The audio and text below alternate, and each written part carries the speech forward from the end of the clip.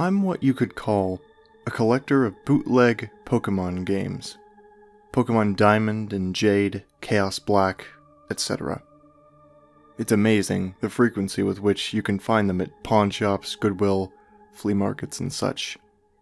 They're generally fun, even if they are unplayable, which they often are. The mistranslations and poor quality make them unintentionally humorous. I've been able to find most of the ones that I played online, but there's one that I haven't seen any mention of.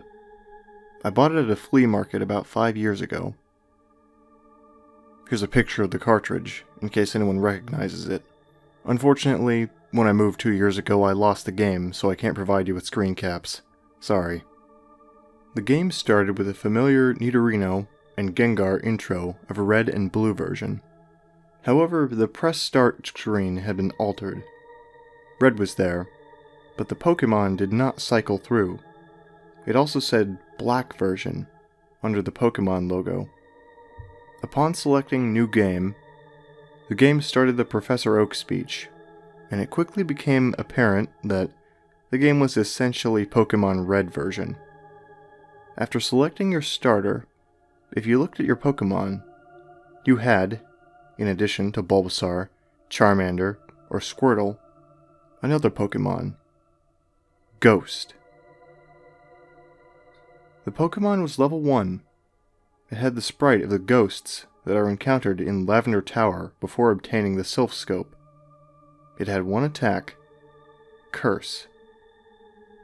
I know that there is a real move named Curse, but the attack did not exist in Gen 1, so it appears it was hacked in. Defending Pokémon were unable to attack Ghost. It would only say that they were too scared to move. When the move Curse was used in battle, the screen would cut to black. The cry of the defending Pokémon could be heard, but it was distorted, played at a much lower pitch than normal. The battle screen would then reappear, and the defending Pokémon would be gone. If used in a battle against a trainer, and the Pokéballs representing their Pokémon would appear in the corner, they would have one fewer Pokéball.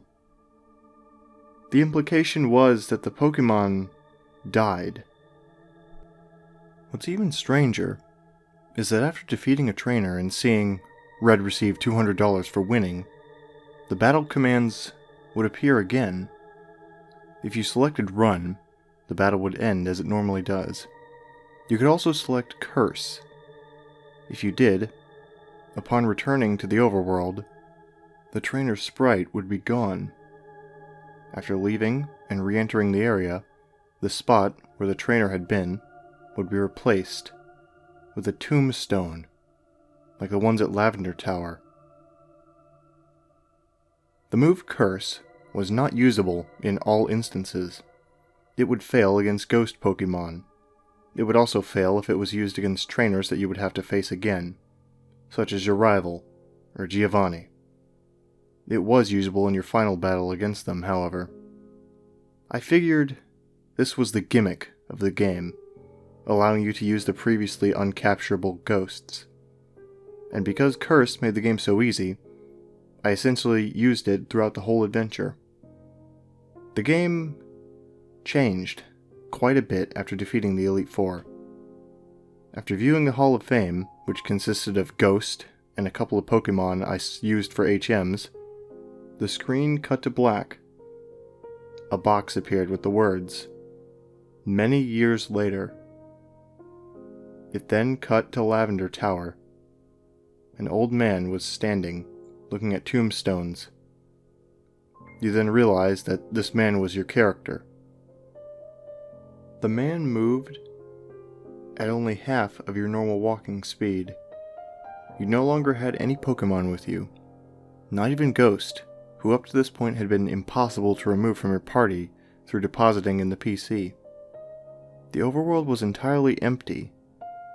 There were no people at all. There were still the tombstones of the trainers that you used Curse on, however.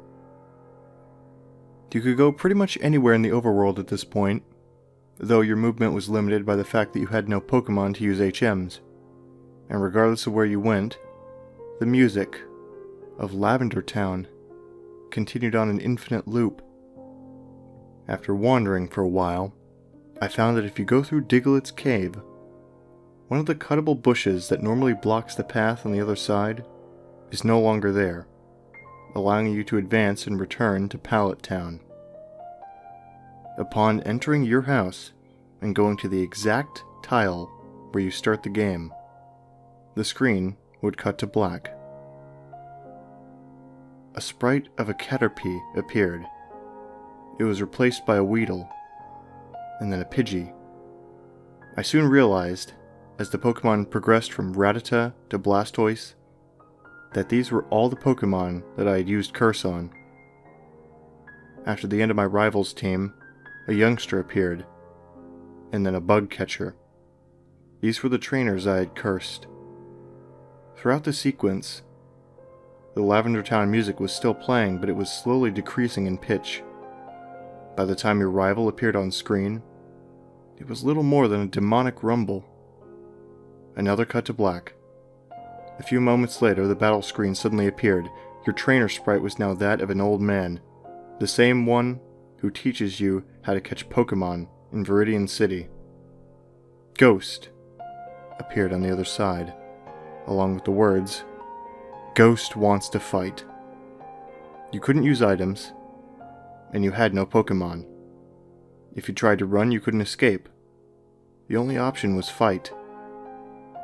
Using fight would immediately cause you to use struggle, which didn't affect Ghost, but did chip off a bit of your own HP. When it was Ghost's turn to attack, it would simply say ... Eventually, when your HP reached a critical point, Ghost would finally use Curse. The screen cut to black a final time. Regardless of whatever buttons you pressed, you were permanently stuck in this black screen. At this point, the only thing you could do was turn the Game Boy off. When you played again, New Game was the only option. The game had erased the file. I played through this hacked game many times, and every time, the game ended with this sequence. Several times I didn't use Ghost at all, though he was still impossible to remove from the party. In these cases, it did not show any Pokémon or trainers and simply cut to the climactic battle with Ghost. I'm not sure what the motives were behind the creator of this hack. It wasn't widely distributed, so it was presumably not for monetary gain. It was very well done for a bootleg. It seems that he was trying to convey a message, though it seems I am the sole receiver of this message. I'm not entirely sure what it was. The inevitability of death? The pointlessness of it? Perhaps he was simply trying to morbidly inject death and darkness into a children's game? Regardless, this children's game has made me think, and it has made me cry.